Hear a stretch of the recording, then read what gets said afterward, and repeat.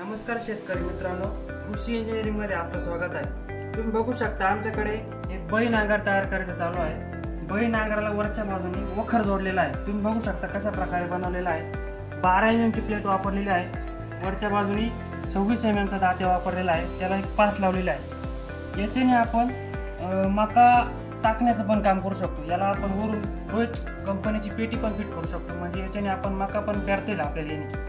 याने आपण याचा वापर आपण निबरावर फोडण्यासाठी पण करू शकतो। जसं पलटी नांगरासारखं जशी पलटी बसते तसं या यंत्राने वापर करू शकतो। तुम्ही मागे बघू शकता छोट्या ट्रॅक्टरचं पण वखर बनवलेलं आहे।